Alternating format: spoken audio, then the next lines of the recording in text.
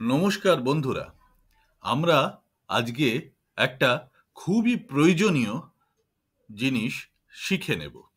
আমরা যে কোনো এক্সেল শিটের শুরুতে একটি সিরিয়াল নাম্বার দিয়ে থাকি।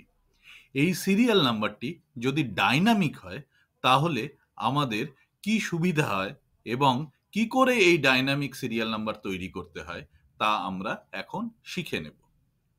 আমি সরাসরি এক্সেল শিটটায় চলে এলাম।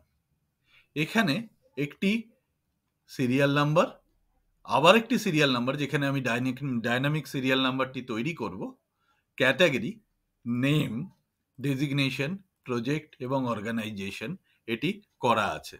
এখানে আমি একটি ডাইনামিক সিরিয়াল নাম্বার প্রথমে তৈরি করি, তারপরে এর উপযোগিতাটা বুঝতে পারব। ডাইনামিক সিরিয়াল নাম্বার তৈরি করতে গেলে আমরা এখানে একটি ফর্মুলা লাগাবো, সাবটোটাল।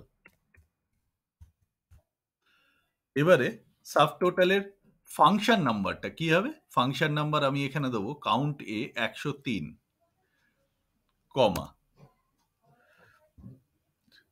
রেফারেন্সে আমি যে কোনো একটি নম্বর দিয়ে দেবো, C3 টু C3। একটি C3 কে আমি এখানে অ্যাবসলিউট রেফারেন্সিং করে দিলাম এবং ব্র্যাকেট ক্লোজ করে দিলাম। আমার আর কোনো রেফারেন্সের দরকার নেই। এখানে 1 হয়ে গেল। এবারে আমি এটাকে ডাবল ক্লিক করে সবকটা সিরিয়াল নাম্বার দিয়ে দিলাম। এখানে 35, সেখানে 35। এবারে দেখে নিই ডাইনামিক সিরিয়াল নাম্বারের উপযোগিতাটা কি।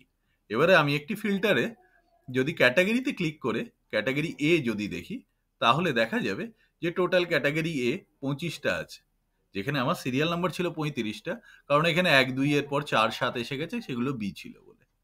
একইভাবে যদি আমরা ক্যাটাগরি এ এবং কোনো একটি অর্গানাইজেশন যেমন KTFC CP7 যদি ধরা যায়, তাহলে আমার দেখা গেল যে আমার এখানে সিরিয়াল নাম্বারটা কোনো কাজে লাগছে না, কিন্তু এইখানে ডাইনামিক সিরিয়াল নাম্বার 1 থেকে 6 হয়ে গেছে, 6টি আছে।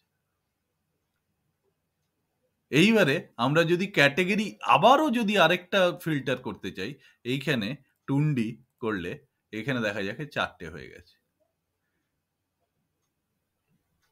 তো এইভাবে আমরা একটি ডাইনামিক সিরিয়াল নাম্বার তৈরি করতে পারি অলওয়েজ, যেটা আমাদের খুবই ইউজফুল হবে। সিরিয়াল নাম্বারের যেটা উপযোগিতা সেটা আমরা ব্যবহার করতে পারবো।